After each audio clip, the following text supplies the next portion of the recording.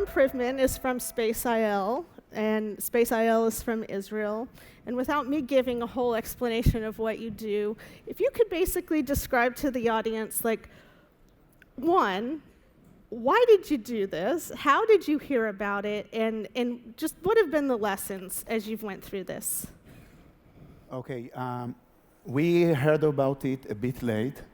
It is a bit surprising, with the current communication age, but it really got to the right people around 2 years after it was announced. Yeah.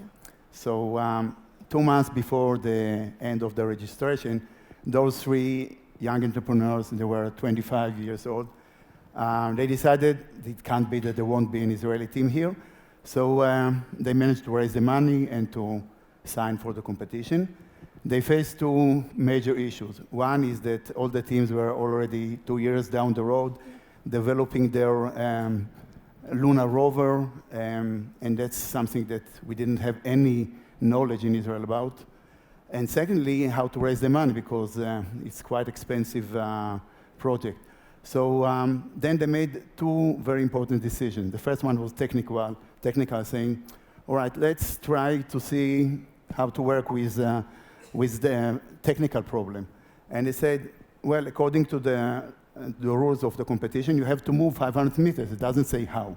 So if we have a spacecraft that knows to land, it can easily take off and land 500 meters aside.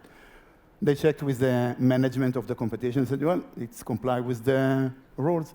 So by that, just moving a bit the field of the competition, we managed really to catch up with those 2 years.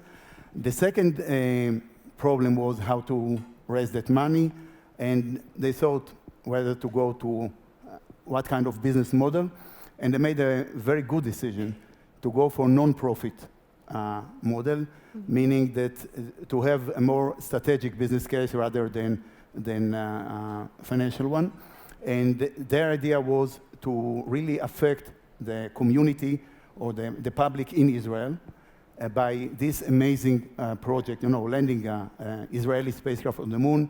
That definitely have a lot of implication, and it brings pride. But more than that, their idea was to inspire the young generation to go and study science, technology, and around that, the whole operation of our team is built off. But definitely, we first have to land on the moon, and we hope that the impact will be as good as that.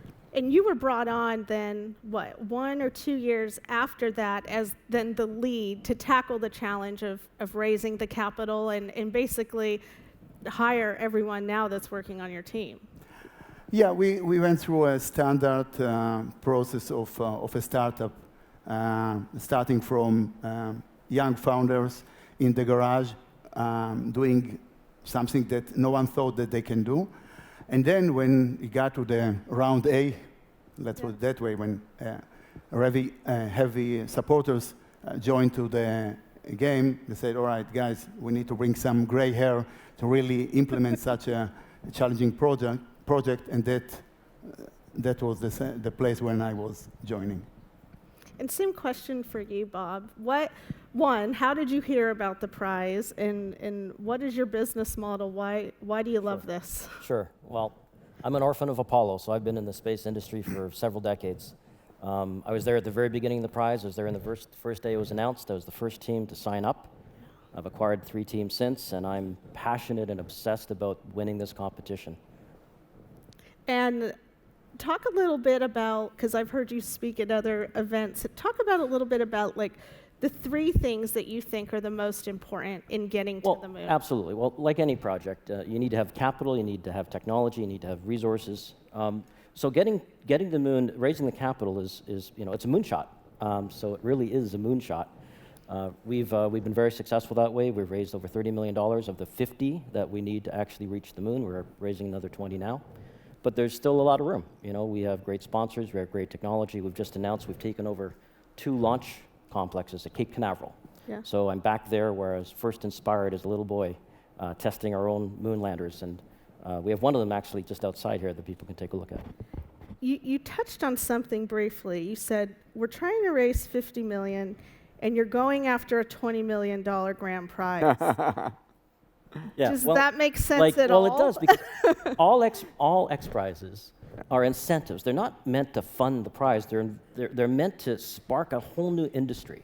So my goal is beyond the prize, is to continue going back to the moon. We've got a great business case where we have autonomous vehicles with $1 billion worth of payloads that have been pent up for decades, waiting for ride shares. It sounds like, I'm not going to say we're the Uber of the moon, but it is a great business model. Yeah. We're going back to the moon to eventually unlock the resources of the moon for the benefit of humanity.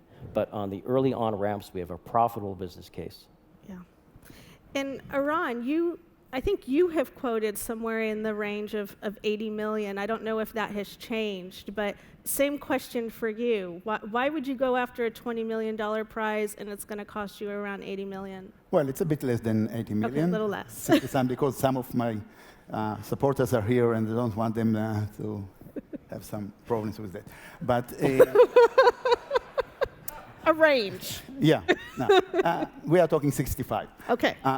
But as we are doing a strategic business case, it really doesn't matter what's the prize money. More than that, in the early days, it was decided in our team that the prize money will go directly to projects that are in the education area, especially in the science. And because of that, there is no issue what is the size or what is the amount of the prize.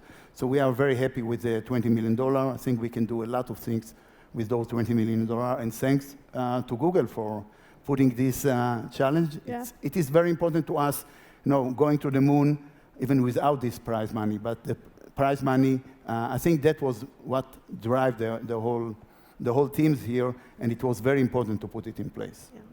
So we have this amazing picture in the background, and this is a prototype of your hopper. For people that maybe don't understand all that's involved with this, walk us through the technology. Like, what do you need to do to literally get to the moon? What is your team doing?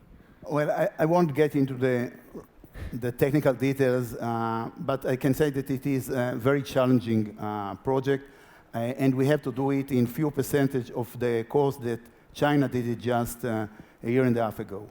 What we are leveraging in Israel is two important aspects. The first one is that the startup spirit and the atmosphere that we have in Israel enable us to, first of all, to really go to challenges that normally people will say, oh, that's crazy to go to the moon.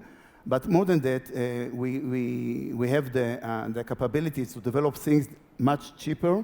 Sometimes it's not working 100%, but to really achieve something that in few percent of the cost, you need to do shortcuts and you need to find smart solution like what I said, instead of developing a rover, to do something that is a bit outside. And Aaron, you just for the audience to know, you've signed a contract for a launch on SpaceX next year. Yep. In 2017, and Bob, you've signed a contract for a launch on Rocket Labs, which is one of the new up-and-coming, very, very credible launch companies for 2017 next year. Yes. So you guys are actually racing to the moon next year. December next year. Yeah. And I actually caught them having a beer with each other, like last night, so that was International competition. So I've seen bottle bots here on the ground. Yeah. Yeah. Do you want to describe just briefly the concept of the hopper?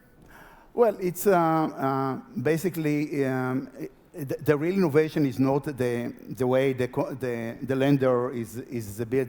I think the real innovation here is to take things that are coming from the space industry that prove themselves in space on one hand, and on the other hand, to take things that you are developing or adjusting from Earth applications to something that can survive in space and on the moon. And this combination of quite mature space industry that we have in Israel, and with the startup environment that we have, I think that's together bring solutions that are small, that are very effective, and much more cheaper than what was done till now. And so same question to you, Bob. Explain your process. What Sure. do you have to do technically to reach this? Sure. So the reason that we can, one of the reasons we can do it so cost effectively is really the collapse of the cost. We're moving from an era where launch is going from high cost and scarcity to, use Peter's terms, low cost and abundance. So we've placed a bet on Rocket Lab, which is a $5 million rocket. You can go to the website and put it in your shopping cart. So we bought 3. Going to the moon is hard, so we're going to give it 3 tries. We've built a lander, which is really the minimum viable product. And together with the touch labor, we've got the price down, the recurring price down, including launch of less than $10 million to get to the moon. It's amazing. Right. So, and we can make money at doing that, and we can scale up as the market. Getting to the moon, landing on the moon, anybody that does it will be the space equivalent of the 4-minute mile. It will change the definition of what is possible. Yeah. And a whole new generation will be inspired just like I was when I was a kid. Exactly. I mean, this is all about driving that new space economy, which I think we obviously did that with Ansari. And we're moving the economic sphere of Earth outward. Yeah, not after the prize is won, but now. Because of reasons like this now. Right. You're showing our home base there. That's pretty I cool. know. Yeah. Eran, one of my last questions to you. What personally drives you? Like, why are you personally doing this? Well, I was a young boy when Apollo 11 landed on the moon. And I saw it in black and white TV in Israel at that time.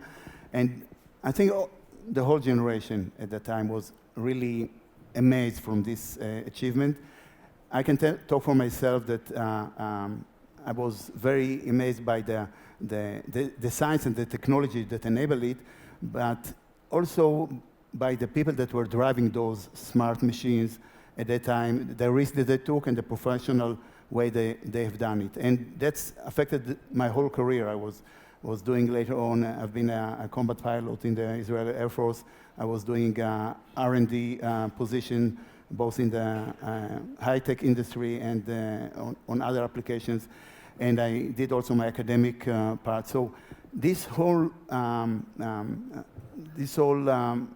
inspiration that I got as a kid, that's something that I would like to really give to the young generation today in Israel. That's the reason I'm doing what I'm doing.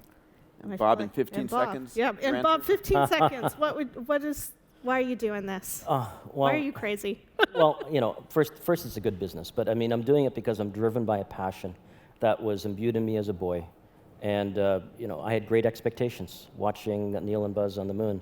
And that false dawn, that promise that was made to we kids, everything that's happening now is the result of us creating that future that we so wanted. Getting to the moon is a stepping stone that's important for humanity.